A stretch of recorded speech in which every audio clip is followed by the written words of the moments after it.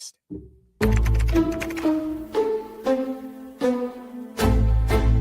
whoa, whoa, whoa, whoa.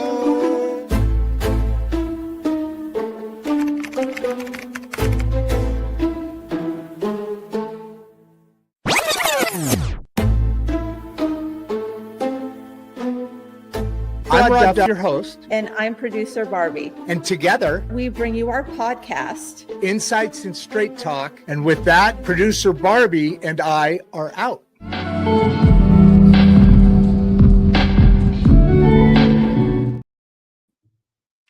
And good afternoon to you all. How you doing today? Welcome to Insights and Straight Talk with your host, Rod Duff, and of course, the ever-present producer Barbie. If you're joining us live today or catching us later, let me start out with something real honest, deep down with you. Most people don't lose their footing in life because they're lazy or unmotivated or even incapable. They lose it in the space between what was and what's next. And that's the space, that transition zone, that's where fear gets loud, confidence gets real quiet, and identity starts to ask hard questions. Because somewhere along the way, many of us were asked, what do you want to be when you grow up? You know what? Very few of us ever asked the far more important question, how are you going to make that happen when life changes the rules? That's why today's conversation matters. Today, we are joined by David Petrovay, a career counselor, coach, and what I call an employment strategist to the truest sense of the word. David has spent over 20 years helping people navigate career change, job transition, and professional reinvention. But here's what makes his voice different. He didn't just study this work, he actually lived it. After 34 years working in schools for the blind across the country, David reached the moment of honest introspection, a moment many of you listening will recognize, where he realized that opportunity alone wasn't enough. Because opportunity, as David so clearly puts it, is not a probability without a plan. That sentence alone should make you sit up straighter. In today's economy, careers don't unfold in straight lines anymore. They zigzag, right? We talk about this all the time, the journey. They reset.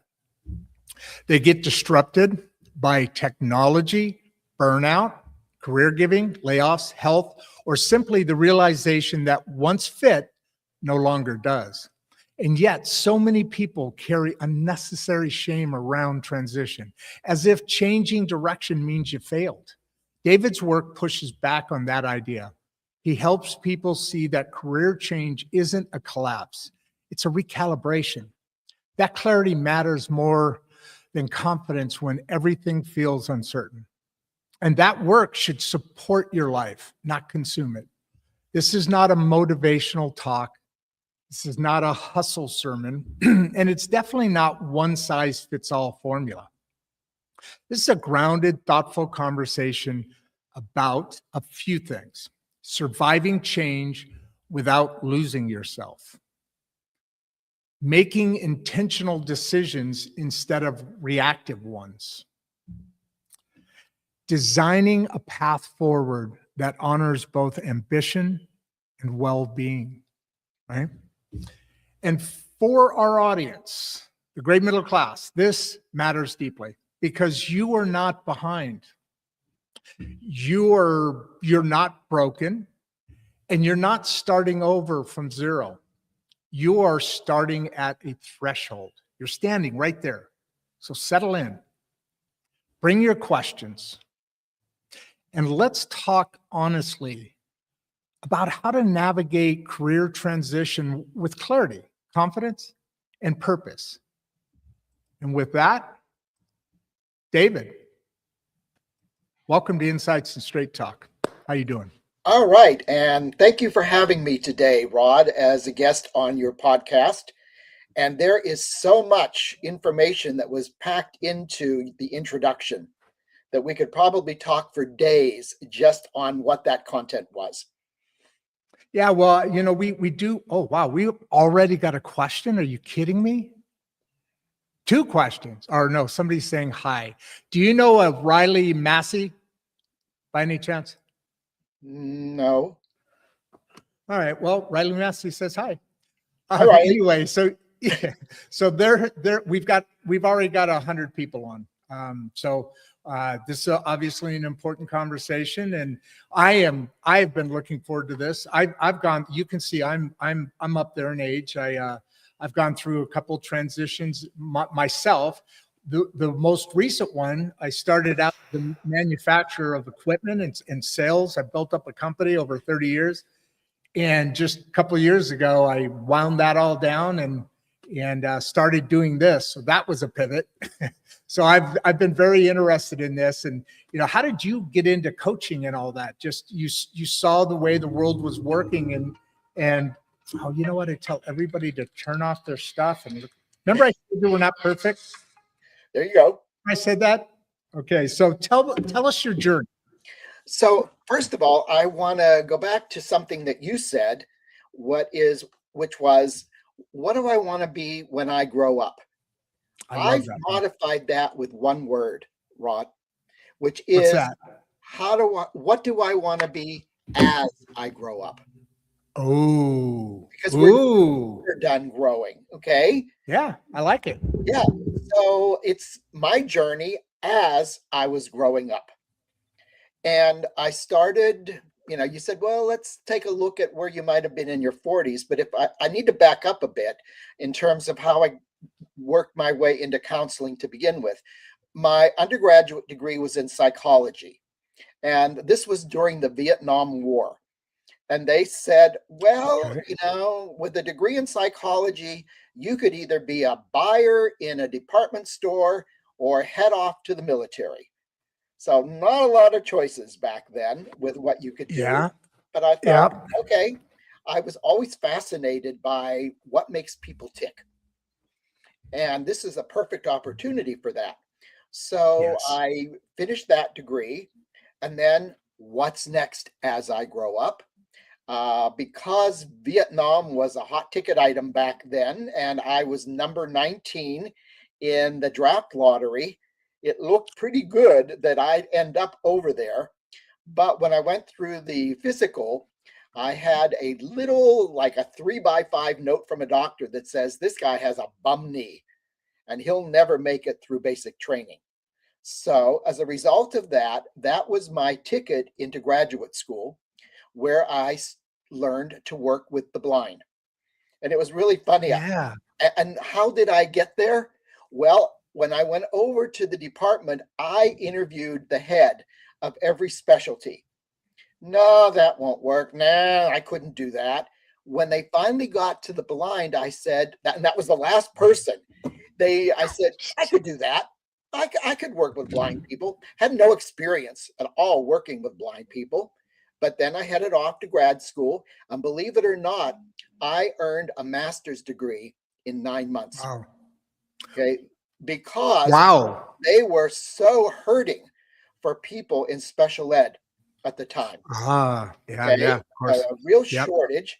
So I did my student teaching. And as I was completing that, I remember the principal approaching me saying, I don't know what your plans are after you graduate, but if you're interested, we'd like to hire you. So that is what got me into that setting. And I did that for 34 years, starting out as a classroom teacher. And I did a variety of other roles. And one of them was I did a career development specialist role. And we created the title for that. So for 8 years, I worked with high school age students, helping them plan for their futures. And I still stay in touch with them about all of that. Oh, wow. So you literally led them through education into employment, into being able to stand on their own 2 feet, so to speak. That's right. And to feel good about who they were as people. Yeah. That as a person who was blind, they weren't a second-class citizen. Okay. They had value. So that was a big part of it, was building self-esteem and self-confidence in these kids. So then, now that was all at the University of Pittsburgh. And then I went off to the University of Arizona because I moved to Tucson and I started a second master's degree. This time it was in counseling and I loved it. It was not like going to school. It was, I had found my niche in life. And the classes were a lot of work, but because I was so dedicated to it, they felt effortless. And then after finishing that, I worked, as I said, as a career development specialist at the high school level. And then what's the next logical step as I grow up? Get a PhD. So the University of Arizona said to me, no, sorry, we won't let you get a third master's degree. Go ahead and enter the doctoral program, which I did. Believe it or not, for those of you who say, oh, I could never do this, it got to the point where I was in that program for so many years, they told me, if you don't finish this program in the next 2 semesters, you're out of here. Because it took me 18 years to complete my doctorate. Wow. Yep. They said, you're probably going to get an award for the longest time to complete a doctorate. And for some reason, Rod, every time that I would get to a certain point, it would reset the clock and I could start over again with the timing. So I finished in 2008 with a PhD, and what's next as I grow up? And it was, I think I want to go and do this career counseling full time. So I bit the bullet and opened up my own company that I've been running since 2008. And I love it. I really do. It has challenged me on so many levels to create new skill sets, to work on marketing. I do all the billing. I do it all. I'm a one-man show. Yep, there you go. So I think that, for anyone who thinks about, ooh, is this something I could do? It is possible. In fact, I just on this, actually tomorrow, I do a weekly video on LinkedIn and Facebook. And tomorrow is going to be about, hey, have you ever thought about starting your own business? And here are the advantages and disadvantages. Let me ask you something right there. So you create a video, something basically like we're doing now, having a discussion with somebody. You create a video and then you upload it to each one separately, or are you streaming out at the same time? Like I just told you, we stream out to the different social medias, what's the time of that? Or is it just a post? It's a post. I mean, okay, so it's not a time issue. It's a post. So I can post at 3 a.m. Okay. Right. And then it'll go live, as live as it can be. And so people get to watch it. And generally, they're probably no longer than 3 minutes each, because I have to think about people's attention spans today. Sure. Yeah. And that's a big deal these days. Yes, less is more. So it was really funny when someone first said to me, you need to stop posting just verbiage, okay, on your LinkedIn page, and you need to go what to is videos. Your page? Well, it's basically you just go to my name, David Petrovay, okay, and you'll find the link to the most recent, actually all of the videos that I've done. They're posted. Under the post. Yeah, I know what you're talking about now. Yep. Yeah, absolutely. So, and when I first started that, it's like, I can't do this. I just don't feel comfortable in front of the camera, and I'm going to make mistakes. And what I learned, Rob, was that, you know what? People want to see the human side of you. They don't want to see perfection, okay? Because that's something they might never ascribe to. But hey, I can be human.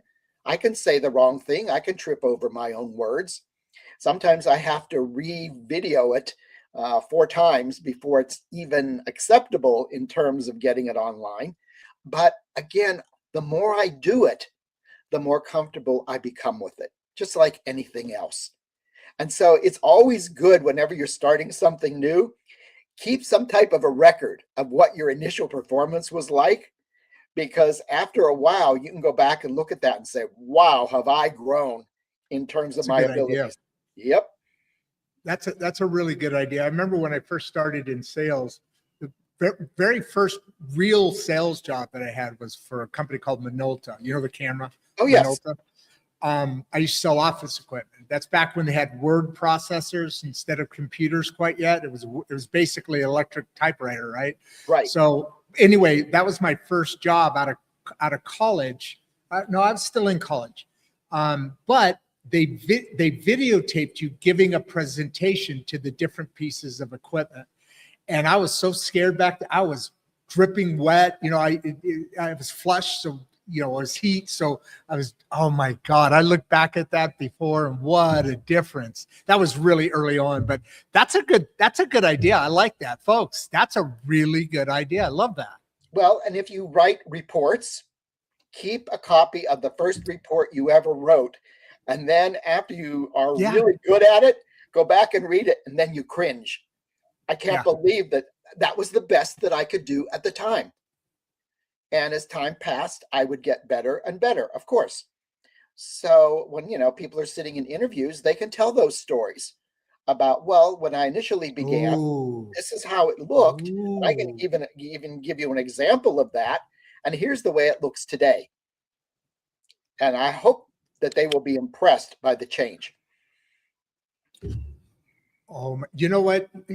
I told you we're like at 480 shows now. So obviously a lot of experts have come on the show, different subjects and different coaching subjects and so forth. But the way you just put that, and I see where we're going here, in that you're talking about basically as you're changing or pivoting or going through a transition, and now you're in the interview process. What great tools that nobody else ever uses. And I've never heard anybody say that, but during the interview process, they always ask you, what thing did you handle, or, this or that, or whatever their interests are in trying to get who you are as a person, never meeting you before. And now they're going to potentially employ you. Well, you could be forward thinking in this and say, oh, that's a great question, this and that. And also, I want to show you just how my skills have transitioned, and give them the 2 documents you're talking about now. That I've never heard before. And that's probably one of the most brilliant things I've ever heard. Well, when I used to do vocational evaluations for the students. Wow, that's good. The initial one was about 4 to 5 pages. And when I left that position, they were typically about 17 pages. Whoa. There was so much more depth to them, because I now knew what I was looking for and how to report that. So if someone was hiring me where report writing was part of it, I would obviously redact the names, just black them out for confidentiality. But at the same time, they would see the value of the content. And by the way, those reports were done, oh boy, probably over 20 years ago. Do you know those students still have those reports that they refer to? No kidding. Yes. That's impressive. That is impressive. Let me jump on something. Branson's got a question for you here, because we're kind of just getting into this now, right? Just a little bit moving forward. And he's kind of got a little bit of a different act. It sounds like Branson here wants to make a change, isn't necessarily forced to, because sometimes you can't pivot without risking financial stability.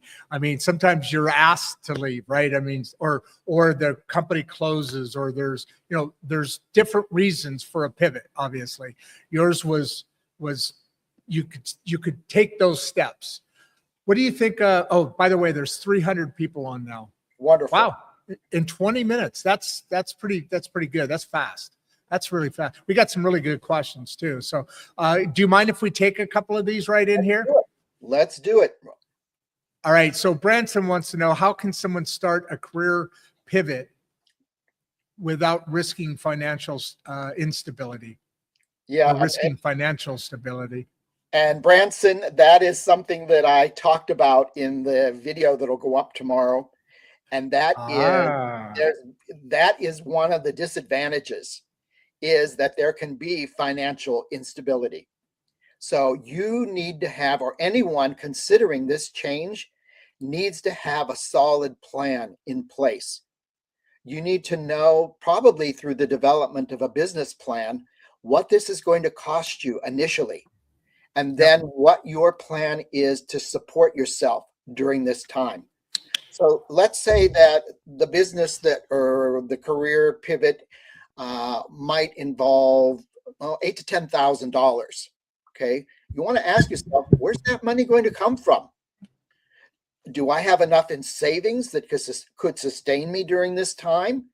Are there other resources that I could tap into? Do I need to go into some of my investments?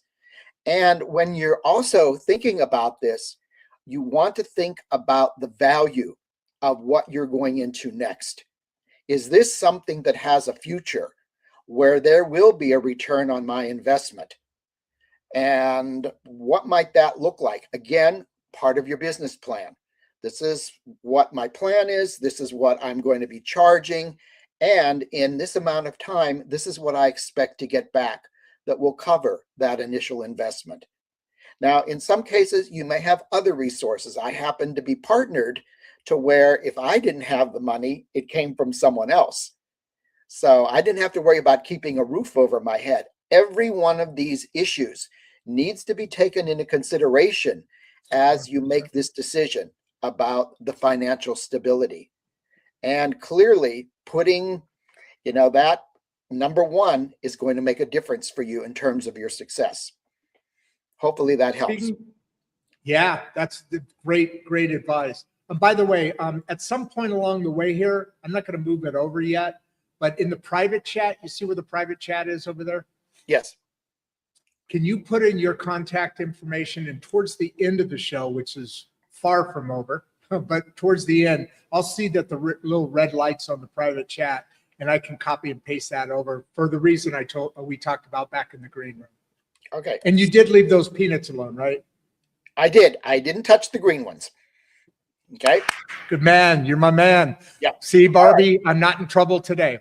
So Yeah. what's the first step when clarity feels, we're going to pivot a little bit here, Okay. feels completely missing? It's a Well, good question, Damien. Yes, and believe it or not, Damien, that is the biggest issue that clients come to me with, is lack of clarity. If you're not clear on what it is that you want to do next, my job is to guide you through that. So I have a process that I take people through. Rather than putting them through all these tests, we can do that, but I like to just make it conversational, similar to what we're doing now. And there'll be questions like, when you go into a store and there's a magazine rack, what magazine or magazines are you most attracted to? Which ones are you going to pick up? That's going to tell me what their interests are. Okay, and the other one is, remember, as I'm growing up, when you were a child, what did you enjoy doing most? That will give you lots of clues as to where a natural interest would be. Now, I look at my own life, and if I was to answer that question, I wouldn't be doing what I'm doing now. I'd be in some type of structural engineering program. However, remember, along with that interest, you have to have the skills, the aptitudes to go along with it. So unfortunately, with my aptitude towards science and math, I would have been limited in the type of work that I could do. But the other thing I enjoyed doing was talking with people. So that led me into the work that I do today. So I take them through, what are your interests? What are your values? Because many times when people aren't clear on what their values are, they may step into a work situation that they find to be toxic in the future, because the way you look at the work that you do is going to be very different from the people who employ you if they have a different set of values. We take a look at your personality type. Now, I am qualified to do the Myers-Briggs. So we find out what one of your 16 personality types is, and we talk about how you use this on the job. And then finally, your skill levels. Do you have the skills necessary in order to be successful in the work that you do? So when you look at these 4 areas and you address them, or when I address them with a client, they give us the clarity that's needed.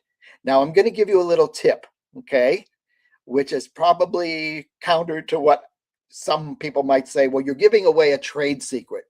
What I've started to do was to take those 4 pieces of information and feed them into AI. And so I will put the prompt in, what types of occupations involve, and then I list everything that we've just talked about, these specific values, these skills, where I like to work. And you would be surprised, in seconds, AI will give you a breakdown of what your options might be. And they'll say, I never thought of that before. That fits perfectly into what I want to do.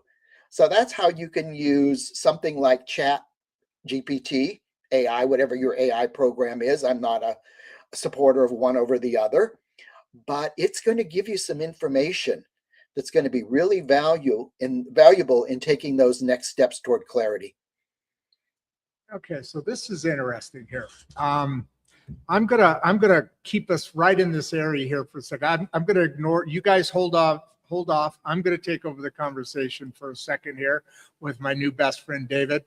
And I'm curious. So you've said a number of things. Like I said, I met a lot of experts in different fields and so forth. And every once in a while, somebody comes along that comes from a different angle. You know, the approaches may change here and there a little bit, but what you're saying now is very fascinating. And I don't want to clarify what you're saying. I totally get it. But what do you think caused your direction in this? Like, I really like that when you were talking early on about we can take all these tests and all that and figure out things, but I like creating conversational. And you talked about, if that magazine rack had a bunch of different magazines on it, what ones would you pick to be most interested in?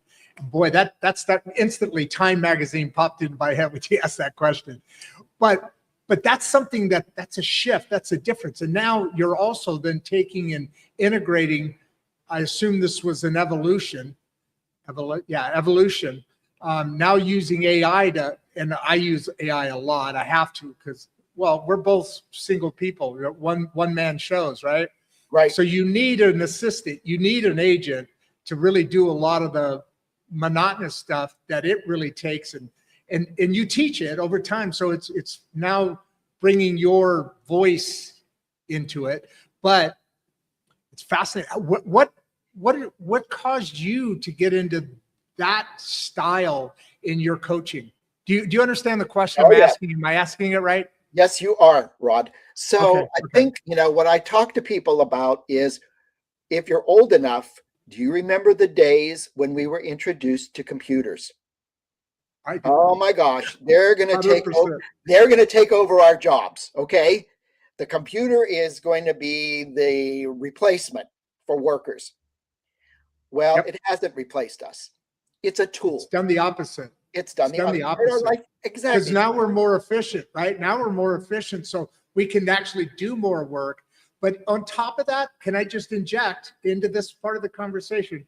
At that same time, when people were my age back then, because the home computer, the internet, mobile phones, there was a big, back then was a big technology boost, leap, whatever you want to call it. That's nothing compared to what AI is doing. But back then, people my age, there was a huge depression. So it's smart talking about this and doing the basics and getting involved in it, because otherwise you're going to be cut off from the world. I mean, the people back then were the family, this and that and this and that, but they didn't know how to do all this stuff. And they felt stupid asking their kids who are natural with it because they were born into it, right? Well, look what's happening now. It's crazy, isn't it? Well, that's the thing, because I remember going to the university, and this would have been in the 60s, that there was one floor that was dedicated to mainframe computers. And they were climate controlled, okay, because Yep. they would get so hot. And unless you were authorized, you could not go into that room to be Right. around them. And now Yep. look at what we're doing right now. Okay.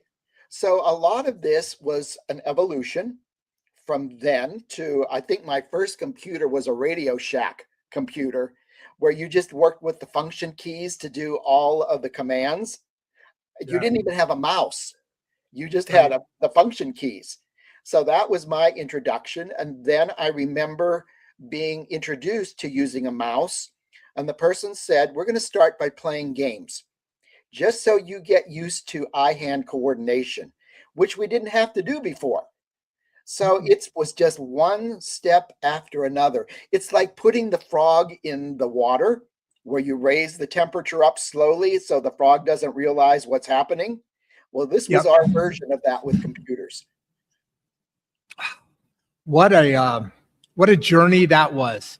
So you were talking about it, and we're getting into what caused you to go down this style. I don't know what words to put on it, but you know what I'm asking. Right.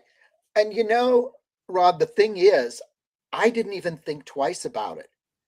I think because I had been through that computer experience initially, I knew if I looked at this as just a tool and not a replacement, it was going to serve a very different function. And that's exactly how I look at it. Here's a tool. I need to learn how to use this tool in the 21st century because it is not going away. And I think what we're seeing as time passes is the acceleration of these processes. So Oh, for and many years, it's gaining momentum. I mean, AI is literally, the world is going to change. I mean, it's changing. AI, well, Google is AI, so it's been around for right. a while. But I mean, literally, I believe that AI, similar to what the prediction for computers was, I think there's going to be a utopia to the point where so much product and services cost is going to come down so much because of the work of that's starting. It's already in our infrastructure, but when it really starts to take hold, because it's going faster and faster and faster and faster, the Jetsons aren't coming, folks. They're here. Right. We're in that time now. But I think there's a utopia coming because of all that cost that I think will be a lived experience. I'm not a predictor or an expert of any sorts, but it just seems that way. I hear all these I mean, Elon Musk is already saying commercial robots, they're going to be one in every house. Now, whether you think of him or whatever, but I mean, dude, this guy is one of those change makers. I mean, this guy is like, what's this, Tesla? He's a Tesla of his time, right? He's a Einstein of his time. There's very few, generational, but look what this guy's built. So he kind of knows what he's talking about. And flying cars right around the corner. I mean, basically they're here, unmanned cars, driverless cars. The world's going to, 10 years from now, I think, right? I think we're going to see a lot of difference, don't you? Oh, absolutely. And people can say, well, we're either living in fearful times or exciting, fearless times because of what's ahead of us. Again, it's what we do with our attitude toward change. If you fear it, you resist it, you'll get left behind. A lot of people do too. I was 2 years ago, my second granddaughter was born. She lives just across the border in Texas here. Well, her and her family do. But anyway, on her 1-year birthday, I was there, and I was chatting with my son's wife's mom, her grandmother. Good friends, good people, great people. But she and I were talking over sodas or something, and we got onto AI. And she's afraid of it. So she just wants to stick her head in the sand and pretend it's not there. But I mean, she's still got a huge amount of life ahead of her. She's my age. She's our ages ish. And she's going to be run over. She's not going to, it's, what is it? Thrive or survive? What do you want to do? Thrive, or do you want to maybe survive? That's what AI is going to, it's going to, 10 years from now, it's going to be a completely different world. I can't imagine, that it's not going to be what, the Jetsons, I think are the best way to put it. And I think, with people who are older, who are not used to something like AI, Sure. Start simple. Remember, like I said, the guy told me, just play a computer game. Mm-hmm. Back then it was Pong, I think, that was the original. Oh, I love Pong. Yeah. But again, I had coordination. So with, your daughter-in-law's mother, yeah, with her, what would be a simple prompt? Something like, give me a recipe for. Now that's pretty non-threatening, right? Oh, yeah. It will do it. Yeah, it'll give you a good recipe. Yeah. Give me I'm going to a dinner. Give me a good recipe for, and in some cases you can say, for a dish that includes, and you put in some of the ingredients. Okay? Yep. Wait a minute, I have to get rid of a screen. Emails, you can copy an email somebody sent you and put it in there and say, make a perfect response to this. And it'll do that. A calendar, say you're still involved in the kids' sports or whatever, you're an active social person, create a calendar for me that includes these activities. I mean, there's so many very non-scary, very efficient things to do. And a lot of Chat GPT and others, they're at no cost. Right. So, I mean, it's ridiculous not to do that because you're saving yourself. You have a personal assistant that doesn't cost you near a damn thing. Now I have some upper Chat GPTs that creates images and does all sorts, the thumbnail images I do on the Chat GPT. So yeah, you got to be able to do that stuff, right? Start simple. Just start simple with like a no mistake prompt. That's beautiful. Right. Oh, here's one. Write a birthday greeting. Oh, okay? Yes. And it will do that for you. And write a birthday greeting to my granddaughter. Write a birthday greeting to my best friend. It's a good idea. Yep. Then you see. I love that. Helps you. Yep. Let's make a little bit of a change here with these questions are all freaking over the place. Remember, I told you I like to get off and try and organize them as best I can, but they're coming out of all different directions. So, but can a mid-career professional reinvent without starting from zero? We talked about that in the opening monologue.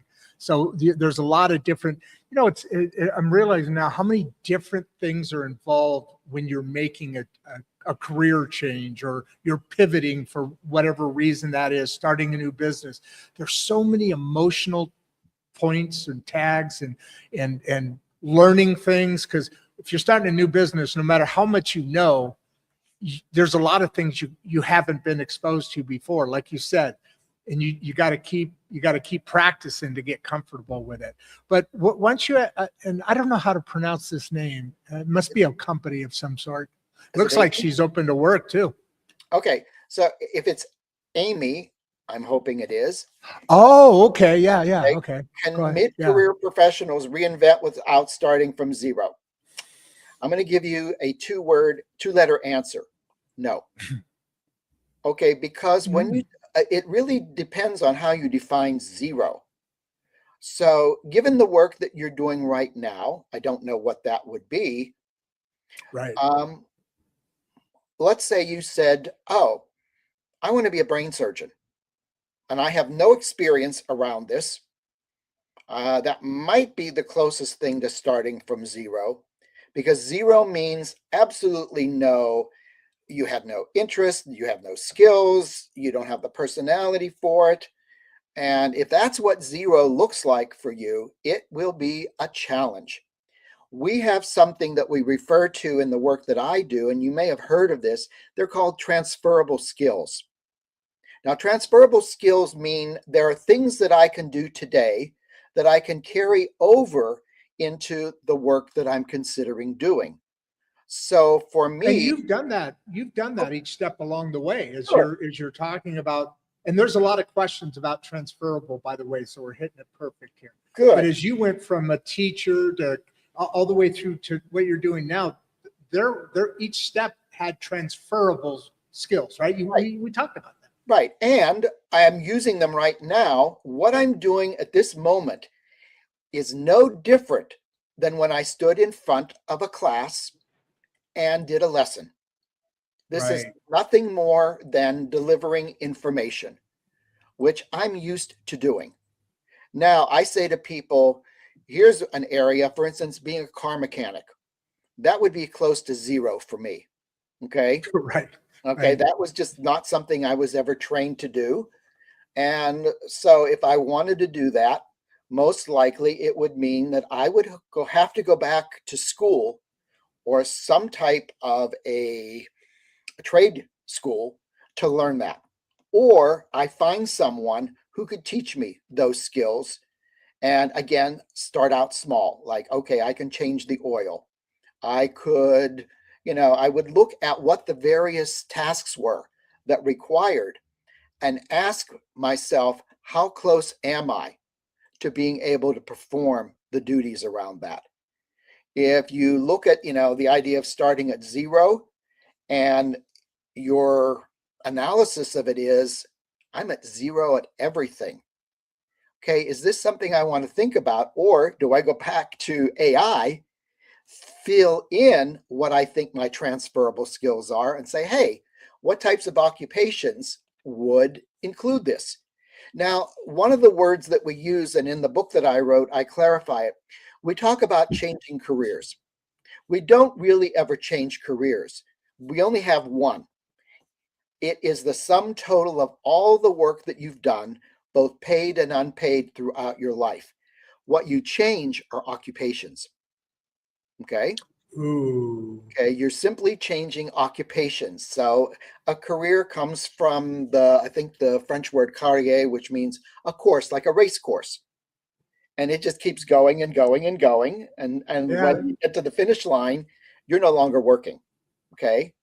But it's not like, oh, well, if I have a racehorse, I don't take it so many lengths and then stop the horse and then decide what I want to do next and say to the horse, okay, now we're going to go to the next length. No, it's one length after another until you finish the course. It's the same with your career. So I would say, Amy, look at what your transferable skills are. What is it? Just make a list of the skills that you're currently using, okay, and whether or not you want to continue using them in your next occupation. Feed that into AI and let it tell you what its thoughts are. I love your approach, man. It's a holistic approach. Like I said, there's emotions, there's all these things that go into these. Change is stressful.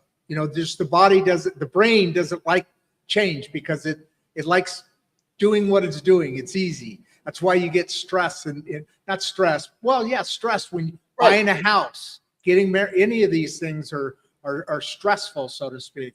And I love your approach because I'll use the word holistic. Right. It's how to think about what you're doing, what approach, tools that you can use, and the soft stuff as well. You got to emotionally prepare for this stuff as well. Right. That's now true. We're kind of Kobe's kind of building on Amy's question. If you take a look, how can educate? Now this is more of a specific. Now we know what he does. He's an educator. It sounds like Kobe is. Translate their skills into industries. And you've already kind of hit on, you've hit on this, but can you build this one out for, like I warned you, some of this might come about that's similar, but just can you build on it from his question? So there are so many transferable skills that educators can bring. I was just thinking about what I did in the classroom. One of them was I created lesson plans. So It is planning, okay? Looking at all of project management. Project management. Project management. Tons of that. When we would do one time we built a volcano. That was project management, telling them, this is how we put it together. And then obviously, your communication skills are going to be paramount. Your ability to speak in front of others.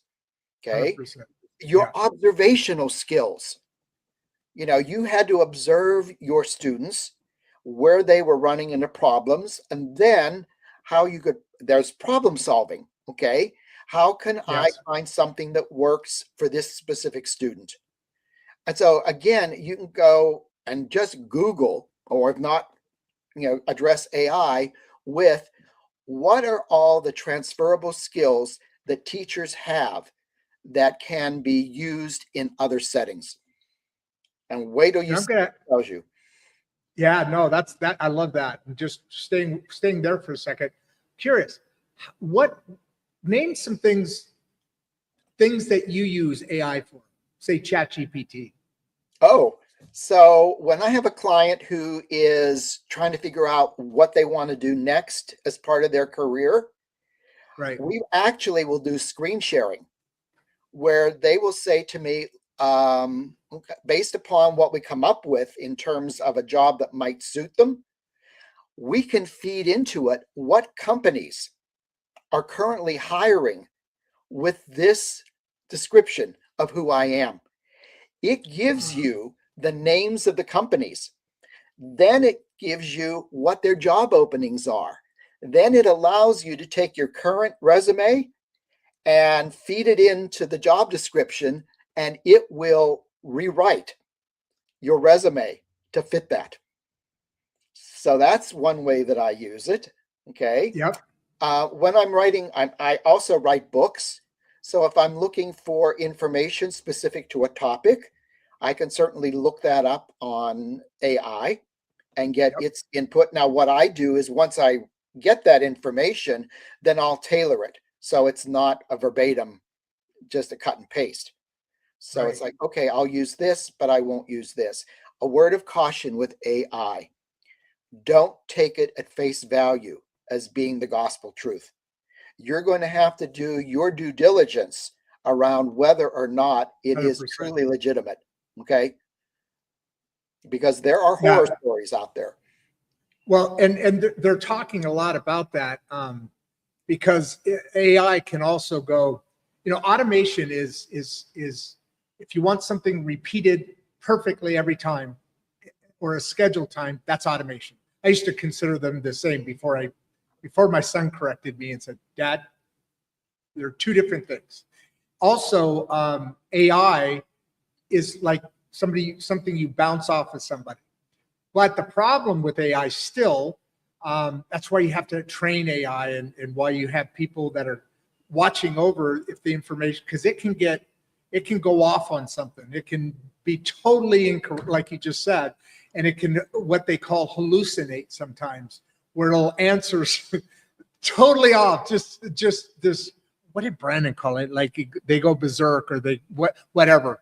You got to really make sure that you're double checking all that stuff. I always have it read back to me. I like to hear it as well as read it because it's important, especially when you're writing. You can't publish that out in the world and then have somebody come back 6 months later. Hey, I was reading your book and what? Mm-hmm.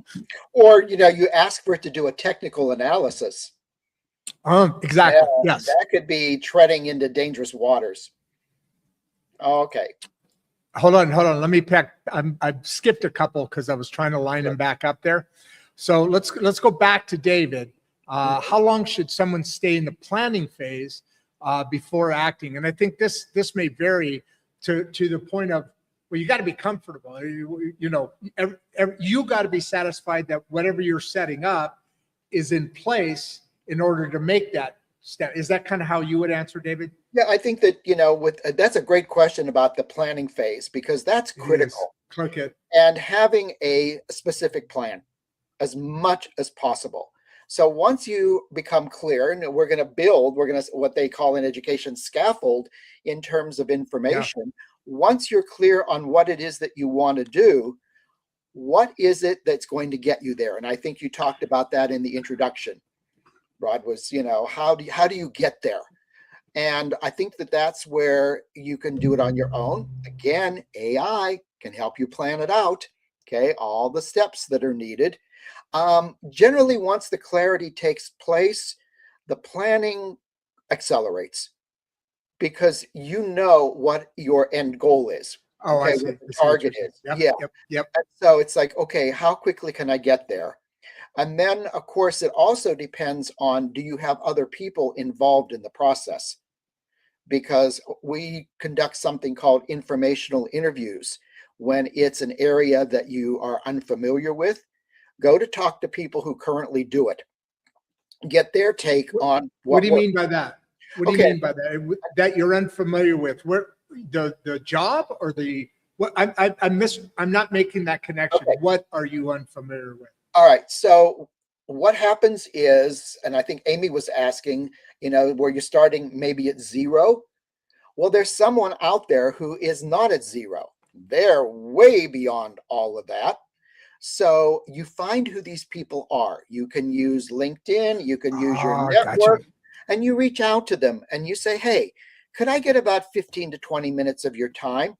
I have some questions I'd like to ask you about the work you do. People love to talk about the work they do. You. They They do. do. And so you arrange for that conversation. You have your questions in front of you so that you don't deviate. And then you say to them, what advice would you have for someone who's in my position? And you briefly explain what that is. And they'll give you lots of advice about what you can do. I always end with the same question. Do you know of someone else that I might speak to about this? So you're growing your network. Now, you're not saying to them, well, you didn't give me what I need. The more information I have to work with, the better informed I'll be as I move forward with this decision in terms of a new occupation. So those are what we call informational interviews. Actually, when I was changing from being an educator to the work I do today, I think I did 5 of them. I always ended with the same question at the end, and they would refer me. And oh, by the way, could you do a virtual introduction to that person for me? And they would. And then with the very last person, she said, wow, in talking to you, I would love to have someone like you on our staff, but we're not hiring. 2 weeks later, I get a call from her. We have an opening. Would like for you to apply. And I worked there. It was a short time. It wasn't a good match for me. And so I learned very quickly it was time to move on to try something else to where I am today in running my own business. Okay. I don't know if you just perfectly volleyed the ball back to me to set Clive up for the next question, or if that was just coincidental luck. But on that point that you just said, what signs indicate, like your last job, a career no longer supports your life? Oh boy, Clive, have I got stories around that one? Okay, Oh yeah. remember, I had done this for 34 years. I won awards for the work that I did, by the way. When I reached that 34th year, I became what we refer to as a clock watcher. I would get in as late as I could. If the start time was 8 a.m., I'd get there at 7:59. If the end of the day was at 4 p.m., I would leave at 4:01. Being a clock watcher is definitely a sign. The other thing I did was I was chosen to do a presentation at a conference. And I mean, obviously, I feel very comfortable talking in front of people. It was the worst presentation I ever did. People were walking out, and I Ouch. didn't blame them. It was so bad.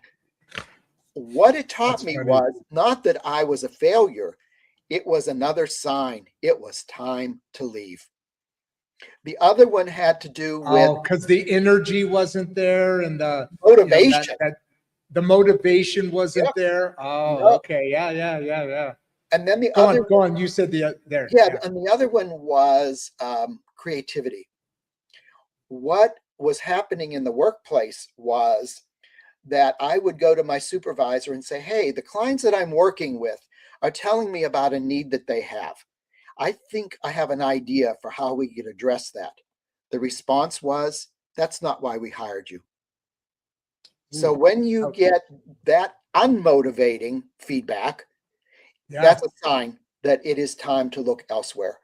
If that environment no longer supports who you are to the work that you do or want to do, then it's time to leave. Yeah.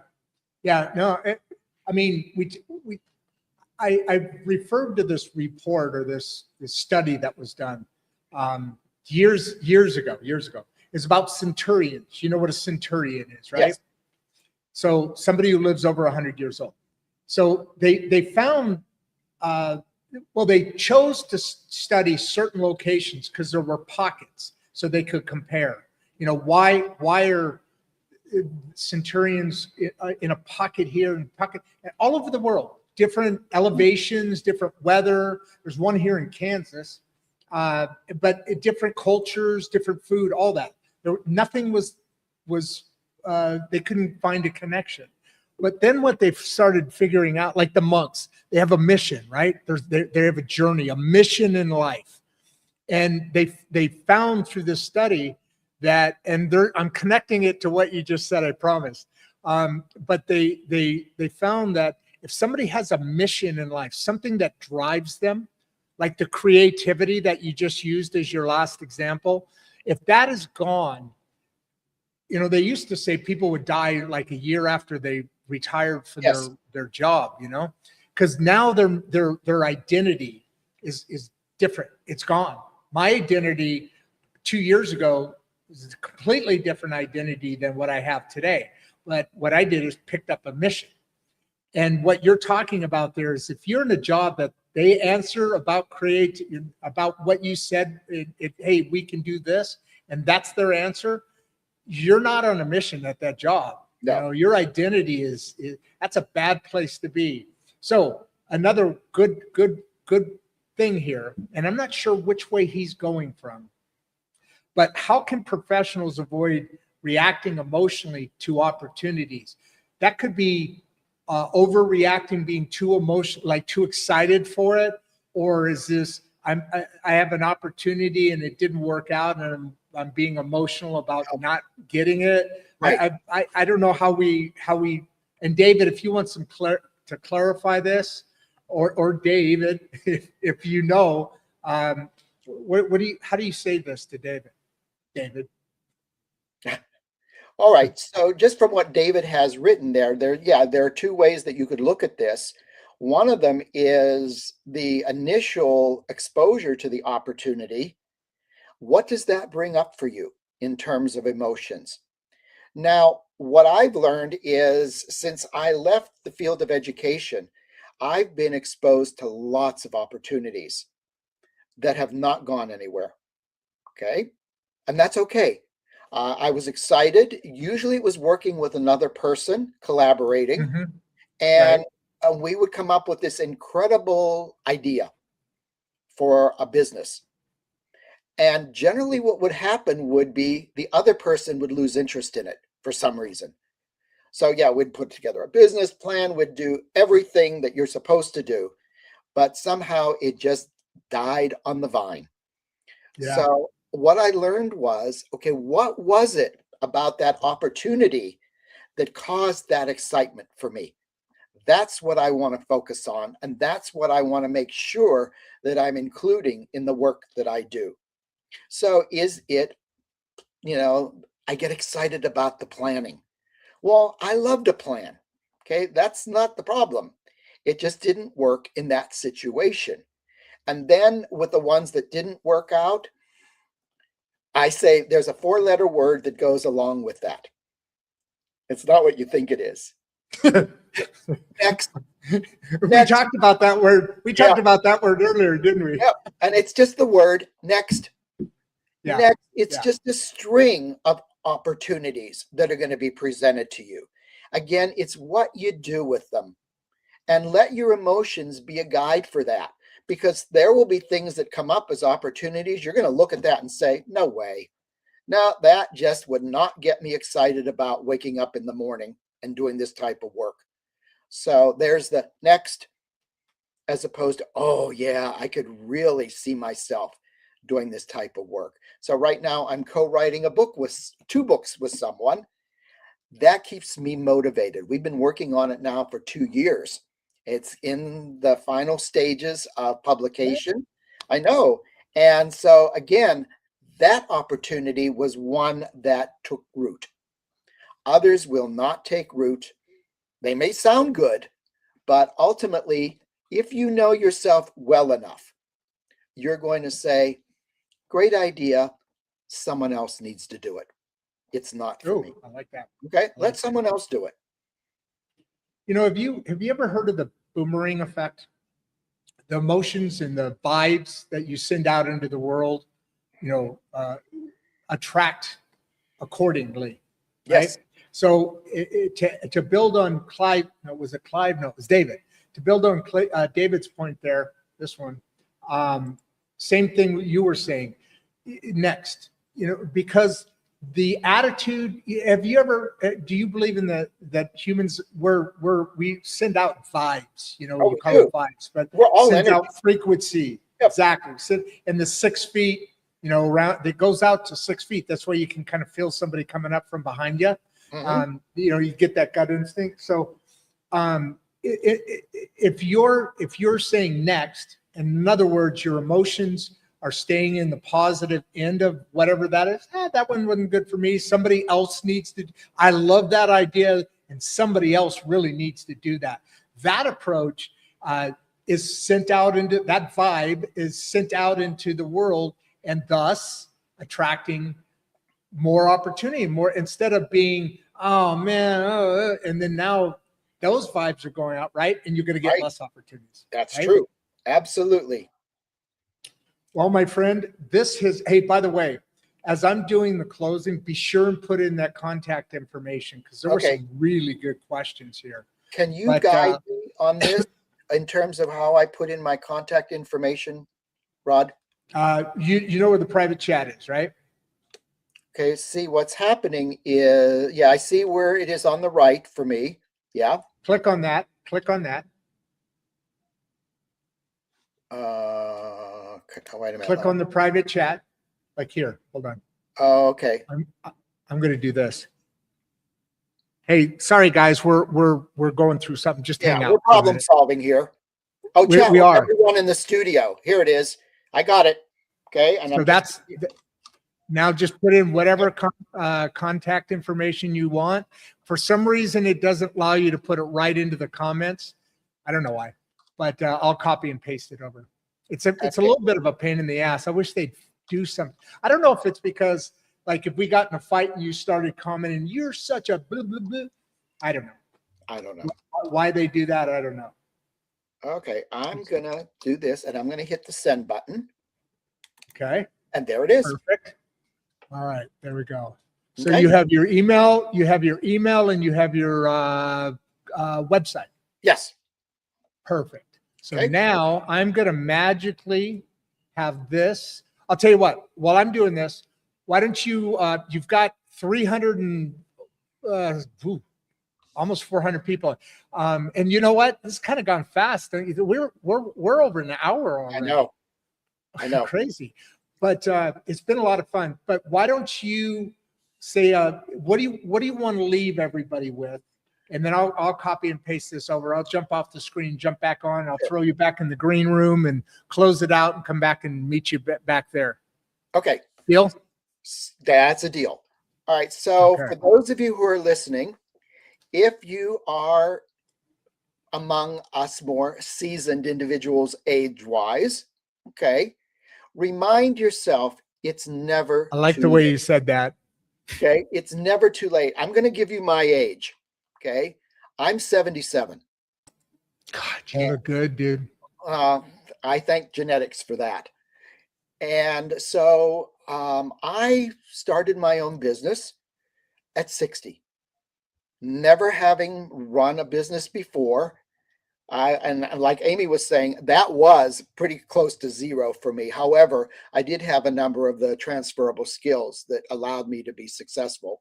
Part of it was I realized I was smart enough to figure it out. And that's a lot of it. Just recognizing that in yourself. And then it was, again, the motivation and the perseverance. I will tell you, folks, in the initial months of my starting a business, there were times where I had one client in the entire month. Ooh, So ouch. you really have to believe in yourself. And again, it goes back to what you were saying, Rod. It's about what your mission is. What's my purpose? And someone helped me put together a tagline that said, I help people figure out what they're here to do in life and then do it. Okay? So it's about the plan. It's everything we've talked about today. It's about having someone, I'm just the navigator. You're the pilot. So it's all about what you tell me is important to you, and then how I help create a plan, as one individual said, that will get you there. That is beautiful. Give a big wave to everybody, and I'll throw you in the green room, and I'll see you on the other side. All right. Thanks to everyone. Excellent. Another great show, folks. Just a perfect example of what this show stands for, why we're here, what we do, and very easy conversation to have back and forth. A true joy to be part of there. I just want to bring this over here. I don't know why this does this like this, but sorry about this. I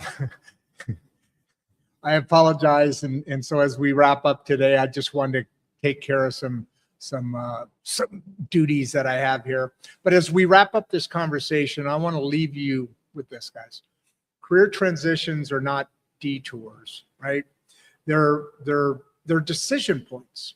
And what we heard today from David's lived experience and his work with clients is that most dangerous thing you can do during change is to drift. Because when you drift, fear starts making decisions for you. But when you pause, and we talk about pausing, when you reflect, when you build a plan rooted in who you actually are and what you bring to the table, something shifts, right? You stop asking, what job will take me? And you start asking, what environment fits me?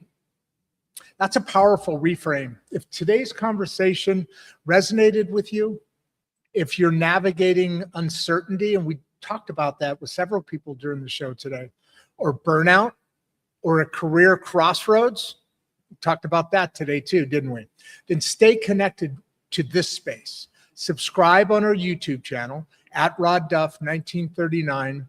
Join us on Substack at insightstraighttalk.substack.com, where we publish 3 days a week with deeper reflections, follow-ups, and conversations just like this one. Supporting independent media like Insights and Straight Talk isn't just about watching a show, right? It's about sustaining spaces where real conversations happen without shouting, posturing, or selling fear, you know?